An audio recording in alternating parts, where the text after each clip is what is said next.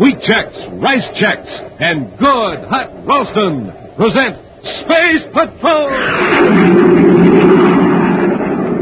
High adventure in the wild, vast reaches of space. Missions of daring in the name of interplanetary justice. Travel into the future with Buzz Corry, Commander-In-Chief of the Space Patrol! In today's transcribed adventure, Buzz and Happy are in a surface car driving through the Venus Mountains toward the Space Patrol testing grounds.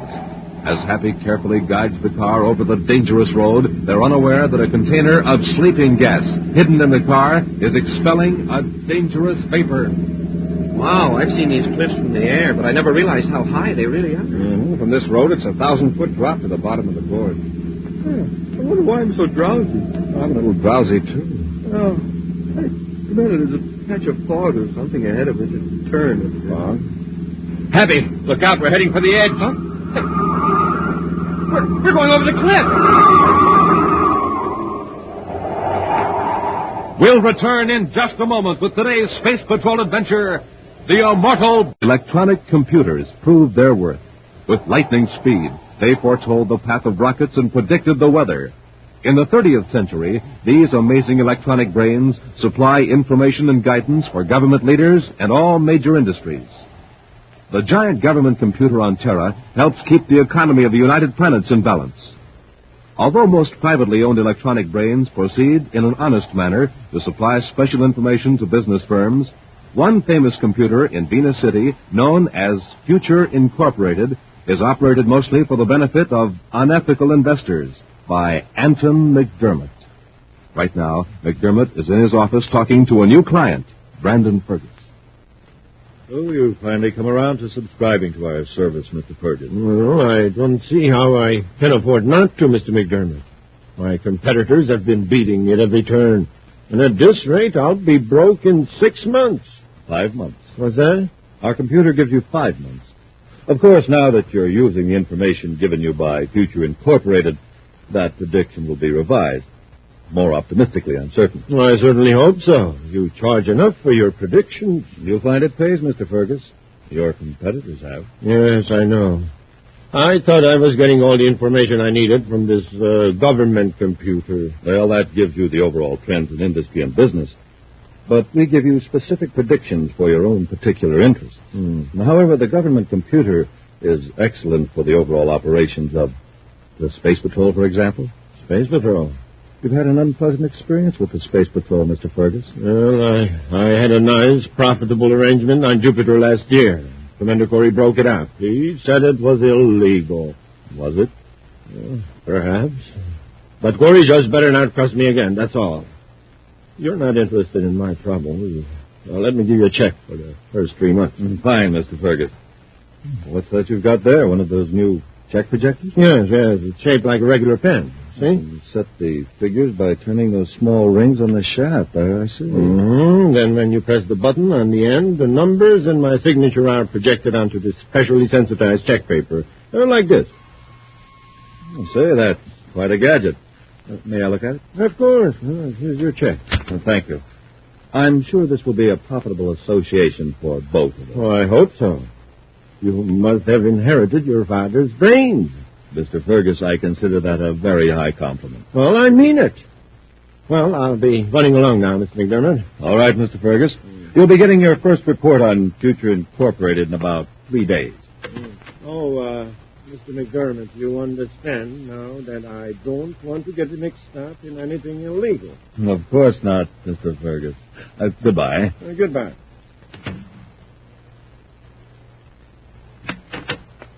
Mr. McDermott, are you free now? Oh, yes, Gilson. Fergus just left, and he signed up. Good.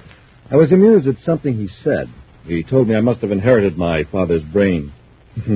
He only knew how close he came to the literal truth. You mean your father's brainograph records? Yes, all his ideas on economics, all his vast knowledge scanned by brainograph and recorded on tape. No wonder we've got the best computer service in the solar system. Our computer can draw upon my father's memories and intelligence, just as though he were alive. That's what I wanted to talk to you about, Mr. McDermott. Something's gone wrong. What do you mean? You know that problem you asked me to feed into the computer regarding the probable government plans for a new city on Saturn? Yes, I've already bought most of the land in that area. Well, what's the trouble? I fed in some new data from the government, and our computer keeps teletyping nonsense. The same meaningless phrase over and over. What is it? And here's the tape from the computer, sir. Cancel GOC. Cancel government operations computer? The machine sort of hesitates and makes a few false starts. Then out come these letters every time. That doesn't make sense. Why would the computer tell us to cancel out a whole source of information? Its main source, the government operations computer. Wait. The machine only has the vocabulary that we built into it. Maybe it's trying to tell us something it hasn't words for and is using the nearest substitute. Cancel might mean more than just eliminate data. It might mean destroy. Literally destroy. Oh, but that's fantastic. Yes, of course. That's it. The machine is trying to tell us that the government computer is recommending a change of plans about the location of the new city on Saturn. But that would ruin us. Of course. Our computer's answer is to destroy the government computer. Well, that's out of the question, of course. What's this thing on the desk? Well, that's Fergus's gadget. A check projector. He must have left it. Gilson, you've got to go to Terra and destroy that computer. Immediately. But, Mr. McDermott... There's no other way out. And I know how it can be done.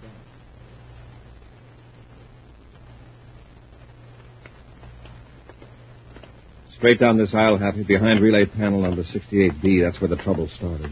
Yes. Gee, this computer's a complicated thing. It'll take weeks to repair the damage, even if we put every available technician on the job. Here.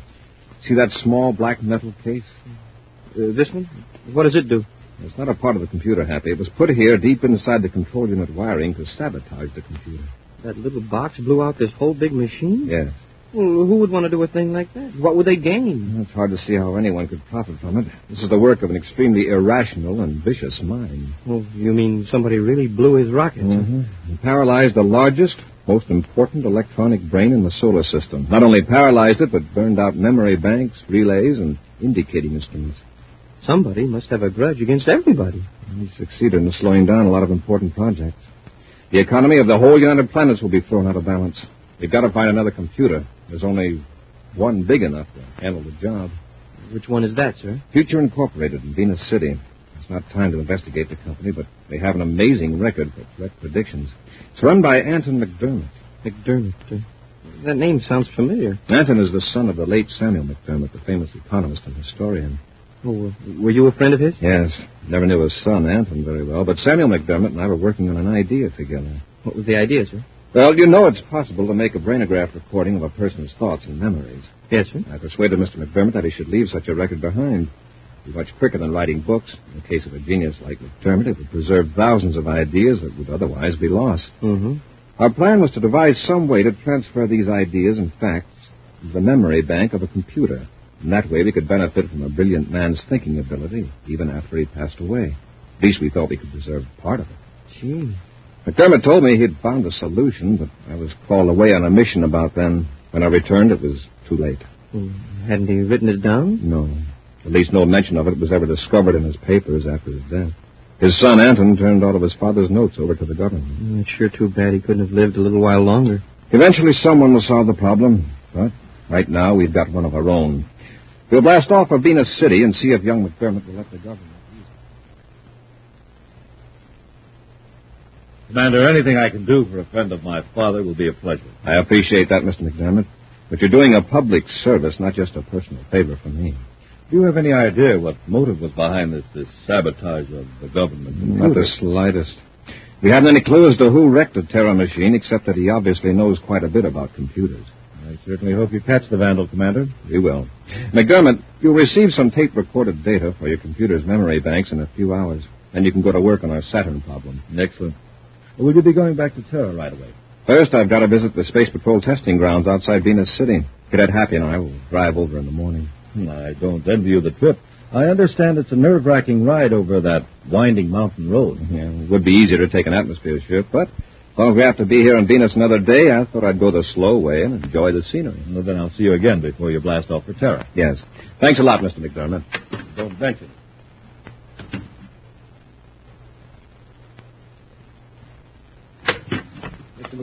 Mr. McDermott. Yes, Gilson, what is it? Something really is wrong with the computer this time. I think we overloaded it. What?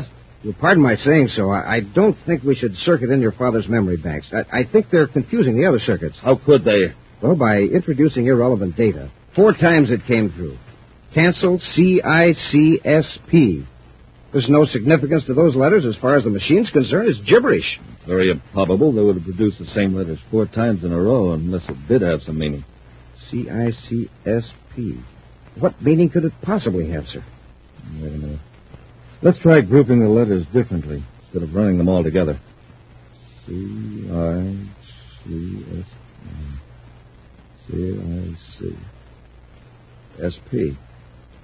SP. Space Patrol, perhaps. Oh, but what about the other letters? CIC. CIC. Commander-In-Chief. Cancel Commander-In-Chief Space Patrol? Remember? Cancel is also the computer's word for destroy. It means we're to destroy Commander Corry. It's uncanny. How does the machine know Corry? It doesn't. It deals with relationships of ideas. And remember, my father knew Corry. The idea of Corry is in my father's memory bank. But they were friends. Why would your father want Corry destroyed? Gilson, think a minute. That computer doesn't want anything. It's solving a problem. The problem's a cold, logical, mathematical problem. My father wouldn't have hesitated to wipe out Corry's chessmen in a friendly game of chess. Now the problem is how to preserve Future Incorporated. And the answer is destroy Corry. Right. But, Mr. McDermott, we can't get rid of Corry. Yes, we can. Tomorrow morning, Corry and that cadet are going to drive a surface car over the mountains to the Space Patrol testing grounds. Won't be hard to find out what car they're taking. We can conceal a cylinder of sleeping gas under the seat. Sleep gas? Yes. Imagine what will happen on that mountain road if they get drowsy at the wheel. But the Space Patrol's sure to find the wrecked car. And even if it's smashed to pieces, the sleep gas cylinder's likely to be found. Yes, you're right. And they'd know it wasn't an accident. Then we've got to make the Space Patrol suspect somebody else. Wait, I've got it. What? This gadget Fergus left here, his check projector. And Fergus has a grudge against Corry. That's our answer, Gilson.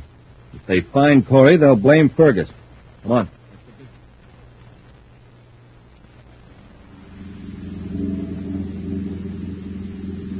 Gee, Commander, this is sure terrific scenery. I didn't realize these mountains near Venus City were so big. And we've always flown over them before. It takes a view from a surface car to make you really appreciate them. Well, the engineers who built this road sure did a great job. Yeah, they certainly did. Wow. And that would be some drop, especially along here. Mm-hmm. Over 1,000 feet. Excuse me, sir. That sleep I had last night, I wonder why I'm so drowsy. You want to stop and let me drive a while, huh? Oh, no, sir. It's only a few more miles to testing ground. How you make it all right? Well, I'm a little drowsy myself. Commander, there's a patch of fog in the highway up at the next turn there. Oh? I don't see. Oh, yes, I do. It's even foggy inside the car. Happy, look out. We're heading for the edge. Huh? We're going over the cliff. We'll return to Space Patrol in just a moment. Say, gang, talk about a putt-putt. Just listen to this jet cycle.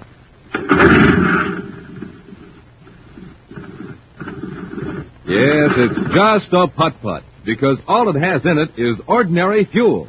But pour in some super fuel, and you get a super start, like this.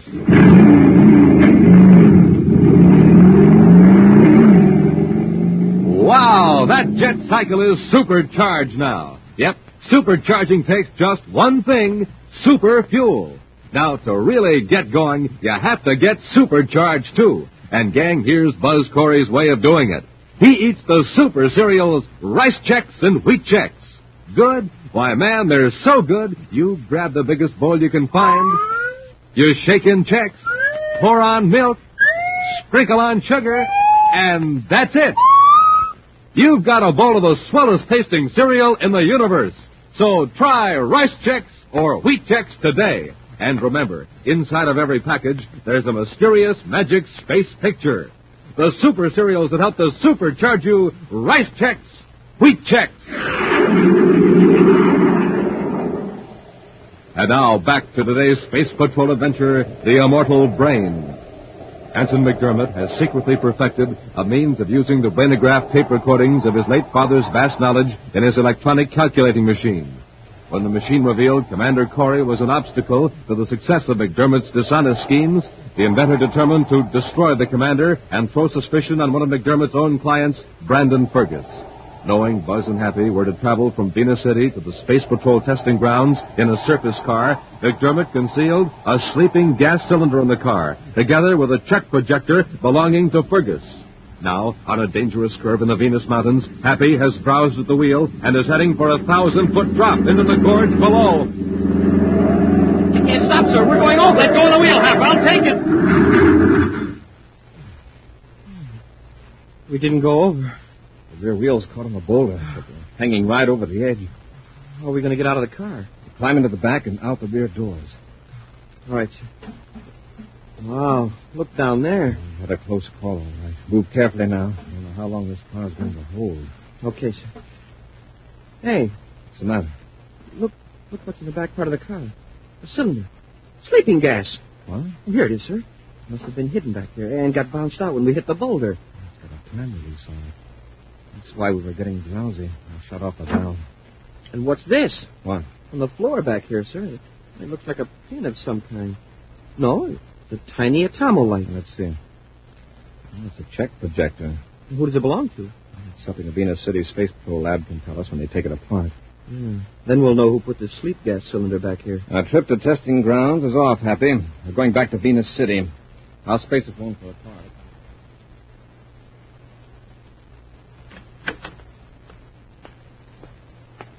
Mr. McDermott, here's an extract from that data we got from the government computer memory tape. Well, let's see it. Well, good, Gilson. It's printed up in government regulation form, just as I ordered. You want me to take it to Fergus? No, he's coming here to the office in a few minutes. I'll give it to him then. Oh, very good. Mr. McDermott, will it be absolutely necessary to go ahead with the rest of our plan? You mean doing away with Fergus? Yes. Of course, Gilson. We know that Corry and the cadet left Venus City for the testing grounds on schedule. That means that by now the sleeping gas has worked, and they've lost control of the surface car. Isn't the check projector enough evidence against Fergus? It might be. But if Fergus is later found with information that he could have stolen from Corry, it will provide a motive. However, if Fergus is given a brainograph test, he could prove his innocence. So, the only alternative is to give Fergus top-secret data, and then do away with it. How do we do that? When Fergus sees this information, he'll blast off for Saturn to take advantage of it. When he's out in space, his air supply will fail. We'll see to that. And the Space Patrol will have an open and shut case. Exactly. If they find his ship, they'll find the secret data on him. Their only possible conclusion is that Fergus stole it from Corry. Oh, that's probably Fergus now. Let him in. Yes, sir.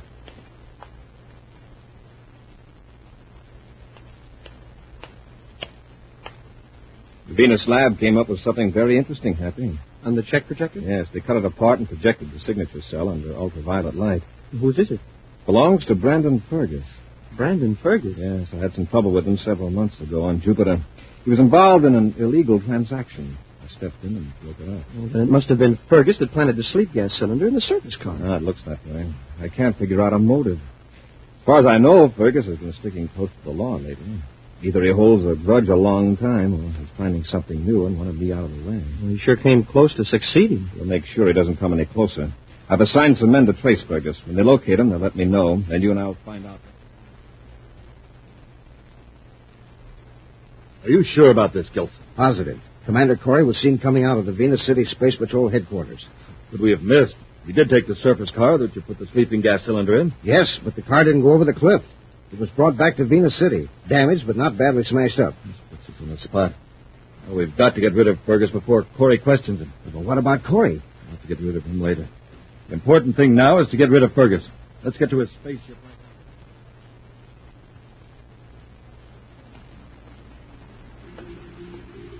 I just checked with Spaceport Operations Commander. Fergus' ship is on blast-off ramp 27. Good, Hap. According to one of our agents, Fergus has left his apartment, so he should be here at the spaceport soon. I wonder where he's going. I don't know, Happy. He must have decided to leave Venus City within the last few hours. He'd made an appointment with the doctor for a day after tomorrow and then canceled it. Well, then something must have Happy. come up. There he is, making his way through the crowd.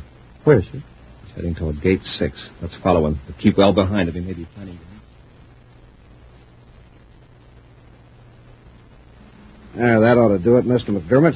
The air supply should fail about 2 hours after blastoff. Fine, Gilson. By then, Fergus ought to be so far from Venus that no help could reach him. Well, let's get out of the ship and get back to the office, sir. I'd hate to be caught here.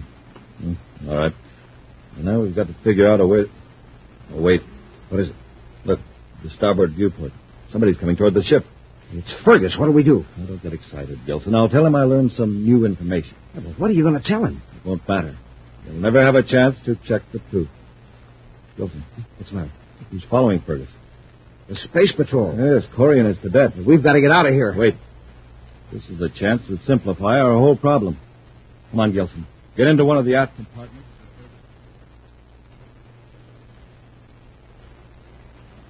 He's going up a ladder into his ship, sir. Hadn't we better hurry? All right, Hap. But he can't blast off until he checks with Venus Space Patrol. It doesn't look as though we were going to meet anybody here. No.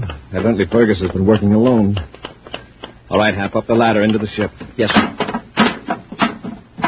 Just a minute, Fergus. Don't close that hatch. What's that? We're coming in. We want to talk to you.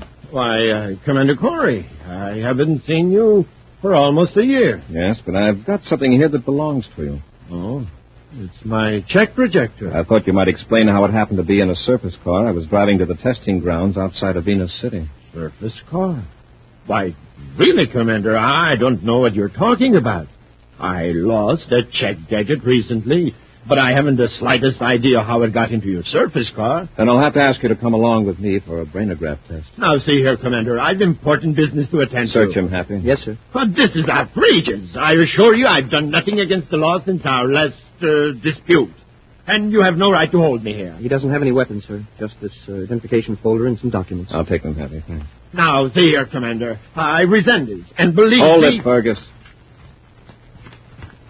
How did you get this? Why? This is government information, top secret, and it's an official document form. So you were going to Saturn, were you? Where did you get this information? Perhaps I can explain, Commander. Get your hands up, Cadet. You too, Commander. McDermott. I warn all of you. Any movement, I'll use this ray gun on you. Gilson, watch him closely, especially Corry. Yes, Mr. McDermott. I don't get this, McDermott. What's the idea? I'll tell you, Commander. This greedy fool Fergus had nothing to do with the attempt on your life in the Venus Mountains. I planned it. You did? Why? Because my electronic computer informed me that you were the most dangerous obstacle to my success. You can't be serious. Furthermore, it informed me that the government computer on Terra should be put out of commission. Then you sabotaged the Terra calculator. That's right. My calculator also determined that if you remained alive, the Space Patrol would probably discover that I destroyed the Terra machine. So you put the sleeping gas in my surface car. Yes, but that plan failed. So I'll have to be sure that this time I succeed. I'm going to do away with Fergus, and also you and your cadet right here in Fergus's spaceship. McDermott, I can't understand this. Your father and I were friends. He was a great man, a brilliant man. The kindest man I've ever met. That's rich, Corry. Do you realize that it was my father's decision that you should be eliminated? That's impossible. Do you remember those brainograph tapes? The idea you and he were working on to transfer those tapes to the memory banks of calculating machines? Yes, but he passed away before we could... Not quite, Corry. He told me the process. I'm the first man in history to add the contents of a human brain to an electronic thinking machine. And it's ironic, isn't it, that my father, your friend, should decide that you should be destroyed. That's very interesting, McDermott. But tell me, did you transfer all of your father's brainograph tapes to your electronic calculator? Of course not, just the important parts. The facts, his reasoning processes. That's all I wanted to know, McDermott. Get Gilson, Happy. Yes, sir. Give me that gun, Gilson. Good work, Captain. Keep him covered. Yes, sir. All right, McDermott, on your feet. Let's take him to headquarters, Happy. Yes, sir. McDermott, when you put your father's electronic calculator together, you forgot one thing. What was that? Your father's brain wasn't merely a collection of facts. That's all you preserved. You threw away the important qualities. Sympathy, kindness, and love for humanity. I don't know what you're talking about. Of course you don't. McDermott, you can build a substitute for the human brain, but you'll never build a substitute for the human heart. In just a moment, an action preview of next week's exciting Space Patrol adventure. Come in. You wanted to see me, Commander? Oh, yes. Come in, Captain Toothfell. Captain, you understand, don't you, that today is the last time we can offer the gang on Earth a Space Patrol projectoscope? Yes, sir, I do. And be sure to mention that when you talk to them on the radio today. I don't want anybody to get left without one. Now, look at this projectoscope I have here. You ever see a better model of my rocket? Never, sir. Take a look at how easy it flashes signals. Perfect. Look at the steady beam of light it throws. A real flashlight in the shape of a rocket. And, of course, it's also a film projector. It flashes pictures on the wall. Pictures of Hap and me and 4 of our greatest Space Patrol adventures. Say, what's that, Commander? Oh, my radio beam relayer is on. The boys and girls have been listening to us all the time. Hi, gang. Glad you're listening in because now you already know that I want you to send in right away for a projectoscope. Remember, this is the last time we can make this offer. That's right, gang. To get a projectoscope, do this. Buy a box of rice checks or wheat checks. Then, with your name and address, send 35 cents in coin and a rice checks or wheat checks box top to Space Patrol, Box 686, St. Louis, Missouri. Don't forget your 35 cents. That's Space Patrol, Box 686, St. Louis, Missouri. And now, a preview of next week's exciting Space Patrol adventure. Buzz and Happy are in the basement of a museum near some prehistoric fossil pits on the Martian desert, searching for valuable gems. These gems look real to me, Commander. They are, Happy. I think we've found the man who smuggled them in. Hey, Commander, what's that? Stay where you are, both of you. Now, Commander, you may have found me, but this machine will keep you from capturing me. Well, what kind of a machine is it, Commander? It's a disintegrator for removing rock from fossils. That's right. And it will destroy anything, Cadet. Do you understand anything? That means no one will ever find a trace of either of you. Join us again next week for the mystery of the Martian fossils, when wheat checks, rice checks, and good hot Ralston again present another exciting adventure on Space Patrol.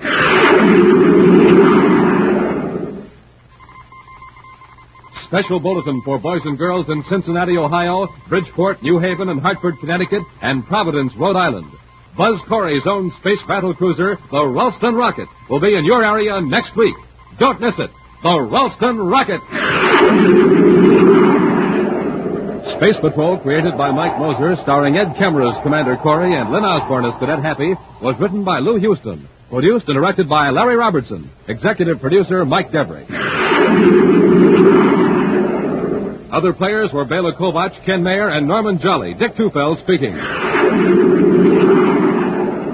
Now, don't forget to tune in next Saturday and every Saturday when wheat checks, rice checks, and good hot Ralston again present the new exciting Space Patrol.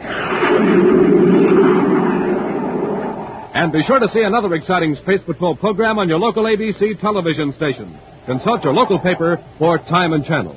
This program is broadcast to our armed forces overseas through the worldwide facilities of the Armed Forces Radio Service. Space Patrol has come to you transcribed from Hollywood. This is ABC Radio Network.